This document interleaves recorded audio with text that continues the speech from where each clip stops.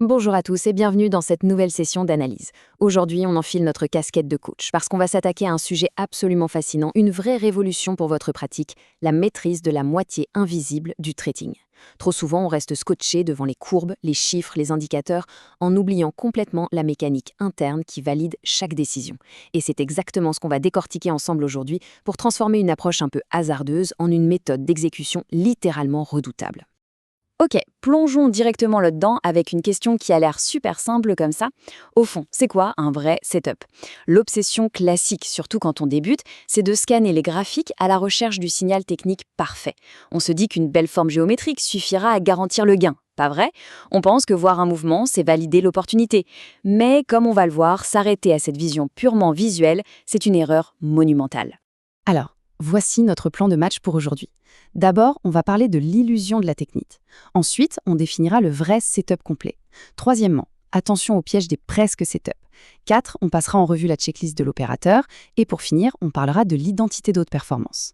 Allez, on attaque la première partie, l'illusion de la technique.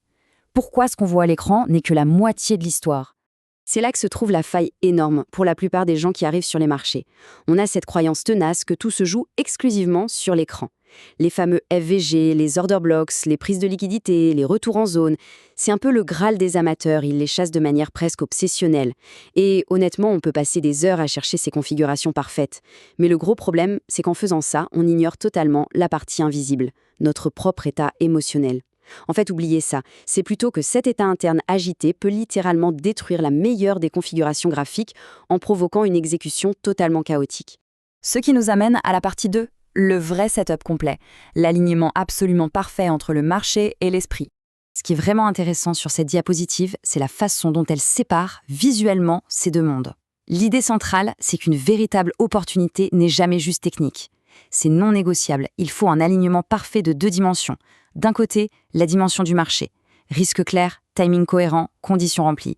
Mais de l'autre, la dimension de l'opérateur. Il faut impérativement être neutre mentalement, prêt pour une exécution d'un calme olympien. Si le marché est trait, mais que l'esprit bout à cause d'une perte précédente, ou à l'inverse, si on est zen, mais que le marché est illisible, le setup est incomplet. Fin de l'histoire, on ne clique pas. C'est comme l'analogie du pilote d'avion, elle est tellement puissante. Un pilote peut être dans un avion flambant neuf, moteur allumé sur le tarmac. Mais si la tour de contrôle dit que la météo est exécrable, eh bien il ne décolle pas. Un point, c'est tout. C'est la même chose en bloc opératoire. Un chirurgien n'opère jamais sans un protocole strict. En tant qu'opérateur financier, on doit imposer cette même rigueur. On n'agit jamais sur une simple impulsion. On agit parce que le cadre nous en donne l'autorisation absolue. Passons à la troisième partie, le piège des presque setup, ou comment reconnaître le chant des sirènes du marché. Dans le flux de l'action, il faut faire une distinction vitale entre un bête signal technique et une véritable opportunité. Un signal, ça peut être une super zone, mais sans aucune confirmation. Ou une belle impulsion, mais avec un timing catastrophique. Visuellement, c'est ultra séduisant. Ça nous appelle. Mais intrinsèquement, il manque une pièce du puzzle. Et le danger énorme ici, c'est que la frustration ou l'impatience prennent le dessus et la tentation de cliquer devient juste écrasante. Savoir attendre que l'alignement soit total, c'est la preuve ultime d'une discipline de fer. Donc, le but du jeu, c'est d'éviter à tout prix ce qu'on appelle le flou. Ce flou, c'est un état d'incertitude toxique.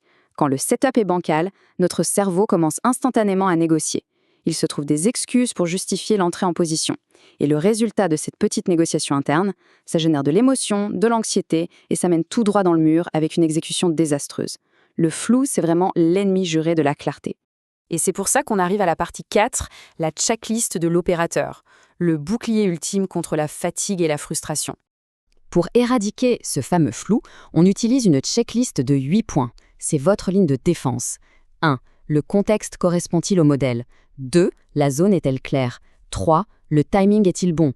4. Le risque est-il acceptable mathématiquement? 5. L'invalidation est-elle définie? 6. La perte potentielle est-elle vraiment acceptée? 7. L'état mental est-il complètement neutre? Et 8. Est-ce qu'on exécute un plan ou est-ce qu'on cède à une émotion? Il faut scanner ça chirurgicalement. Si une seule de ces réponses est hésitante, la règle est implacable, on lève le pied et on ne fait rien. On pense souvent que la performance, c'est l'art d'attaquer au bon moment. Mais non, c'est l'art de la défense.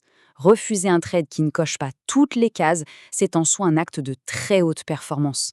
La fatigue, l'envie de se refaire, ça détruit la lucidité. Prendre la décision de croiser les bras quand le plan n'est pas respecté à 100%, c'est ce qui protège votre capital et votre système.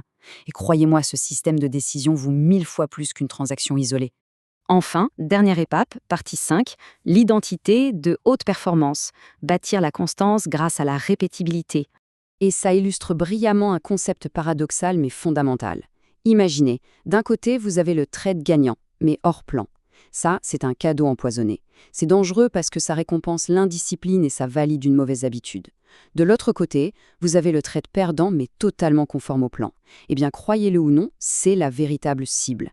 Oui, ça pique un peu le capital sur le moment, mais c'est acceptable, parce que c'est répétable sur le long terme. C'est de l'exécution pure, débarrassée de l'émotion du résultat immédiat. C'est comme ça qu'on forge la constance. C'est exclusivement par cette sélection impitoyable et cette exécution d'un calme absolu qu'on devient performant dans la durée. Avoir la discipline mentale de rejeter sans trembler une opportunité hyper séduisante, mais qui sort de votre modèle, c'est ça qui crée l'identité d'un opérateur d'élite. Pas de chance insolente, pas de sixième sens magique, juste une rigueur professionnelle appliquée encore et encore, jour après jour.